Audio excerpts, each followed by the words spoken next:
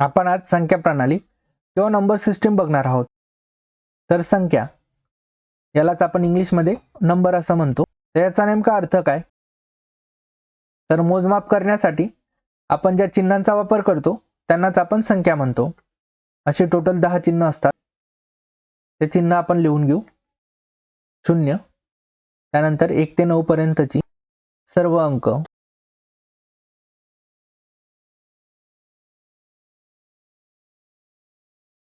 तर हे चिन्ह वापरून आपण कुठलीही संख्या बनवू शकतो। जसं इथे मी 3452 बनवली। या चिन्हांना आपण नावं दिली आहेत। याला आपण 0 म्हणतो किंवा इंग्रजीत 0 म्हणतो। याला आपण 1 म्हणतो, 2 म्हणतो। अशा प्रकारे आपल्याला हा 1 दिसतोय। एकाला मी डबल केलं तर आपल्याला 2 मिळेल। एकाला 3 पट केलं, ट्रिपल केलं तर आपल्याला 3 मिळतो। आणि अशाच प्रकारे एकाला 4 पट केल्यावर 4 मिळेल। तर अशी त्यांची किंमत वाढत जाते। इथे 1 2 लिहितोय। अशा प्रकारे आपण लिहत राहिलो इथे 9 होईल। त्यानंतर 10 लिहायचं आहे। मग 10 लिहिताना मी काय करेल, एक घर डावीकडे सरकेल आणि अशी 10 ही संख्या लिहेल। मग इथे पण मला एक अंक दिसतोय, इथे पण मला एक अंक दिसतोय। पण याला आपण 1 म्हणतोय, याला आपण 10 म्हणतोय। हा फरक फक्त स्थान बदलल्यामुळे होतोय। इथे आपण एक घर डावीकडे सरकलो म्हणून याची किंमत आपण 10च्या पटीत घेतली। आणि इकडे हा उजवीकडे, त्याची किंमत एकाच्याच पटीत आहे। म्हणजे 2 असेल अंक तर 2च। पण जर इथे 2 असेल तर इथे त्याची किंमत होईल 20। तर अशा प्रकारे तर पहिल्या स्थानाला आपण एकक स्थान म्हणतो। म्हणजे संख्या ही एकाच्या पटीत असते। ज्यावेळेस आपण एक घर डावीकडे सरकतो त्यावेळेस ती 10च्या पटीत असते।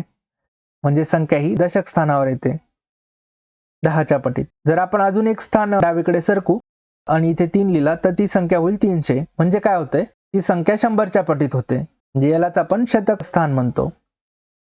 इथे संख्या 100च्या पटीत होते। अजून जर डावीकडे सरकलो आणि इथे कुठली संख्या लिहिली तर ती बनते 1000, 4000। म्हणजे ती 1000च्या पटीत होते। म्हणजे हे स्थान होतं 1000 स्थान। तर अशा प्रकारेच आपण जर एक एक डावीकडे सरकत राहिलो तर एक एक 0 ऍड होत राहील।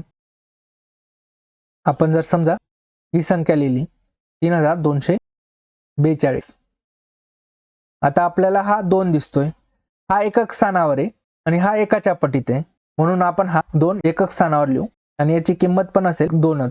हा मला इथे 4 दिसतोय, तो दुसऱ्या स्थानावर आहे म्हणजे तो 10च्या पटीत आहे। याची किंमत आहे 40। म्हणजे आपण इथे 40 दशक स्थानावर लिहू। इथे हा 2 दिसतोय जो की मला तिसऱ्या स्थानावर दिसतोय। याची किंमत जर आपण बघितली तर याची किंमत येते 200। हा आहे शतक स्थानावर। हा 3 मला दिसतोय जो की चौथ्या स्थानावर आहे। म्हणजे तो 1000च्या पटीत आहे, 3000। तर त्याची किंमत असेल 3000 आणि तो असेल 1000व्या स्थानावर। ज्यावेळेस आपण अशा तऱ्हेने संख्यांची मांडणी करतो यालाच आपण दशमान पद्धती म्हणतो।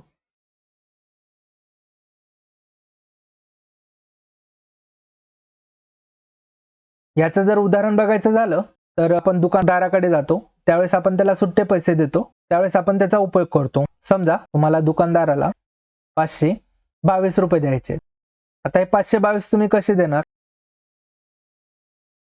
आपण 100च्या त्याला 5 नोटा देऊ, त्यानंतर 10च्या त्याला 2 नोटा देऊ, त्यानंतर 1चे $2 देऊ। तर अशा प्रकारे इथे मी एक संख्या लिहितो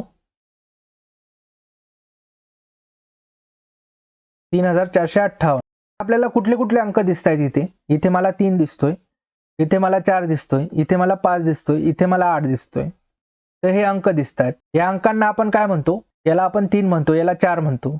अशाच प्रकारे त्यावेळेस आपण त्याच्या दिसण्यावरनं त्यांची किंमत ठरवतो, त्यालाच आपण त्याची फेस व्हॅल्यू किंवा मराठीत दर्शनीय किंमत म्हणतो।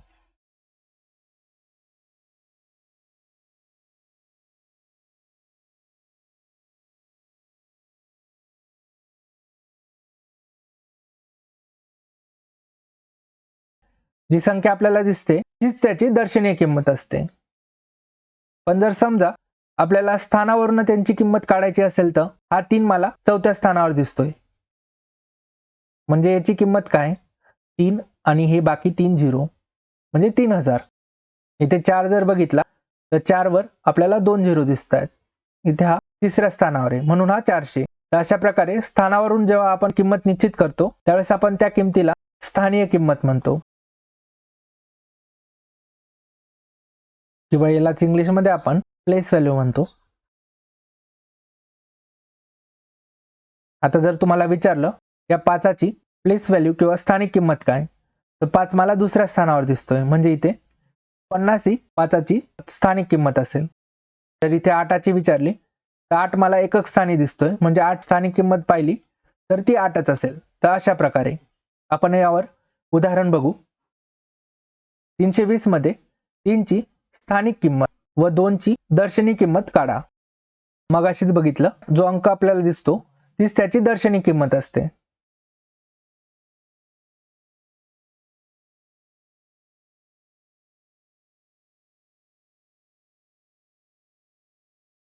तीनची दर्शनी किंमत काय असेल, तोच अंक म्हणजे 3. जर 2ची पण जर विचारली त्यांनी तर 2ची पण काय असेल तर 2 आणि 0ची 0. इथे आपल्याला स्थानिक किंमत पण विचारली आहे. आता स्थानिक किंमत म्हणजे काय, जेव्हा संख्यांची किंमत ही स्थानावरून ठरते. आता जर आपण 3ची बघितली तर 3 इकडे तिसऱ्या स्थानावर आहे म्हणजे काय 300, म्हणजे इथे 300. इथे हा 2 मला दुसऱ्या स्थानावर दिसतोय म्हणजे त्याची किंमत काय असेल, त्याची किंमत असेल 20. तो 10च्या पटीत आहे, दशक स्थानावर आहे. आणि हा 0 हा एकक स्थानावर आहे, तो एकाच्या पटीत आहे आणि त्याची किंमत 0च असेल. अशा प्रकारे आपल्याला स्थानिक किंमत आणि दर्शनी किंमत काढावी लागते. अजून एक प्रश्न बघू.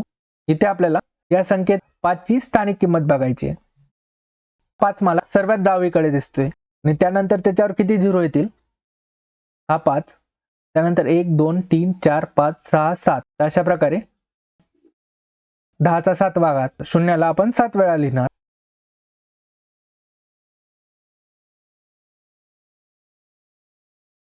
अशा प्रकारे पण आपण लिहू शकतो किंवा अशा प्रकारे पण लिहू शकतो. तर इथे ऑप्शन कुठे दिसतंय, तर सी ऑप्शनला मला उत्तर दिसतंय. तर अशा प्रमाणे प्रश्न विचारले जातात. त्यांना अजून टफ करायचं असेल तर ते काय विचारतील, तर या संख्येमध्ये 6ची स्थानिक किंमत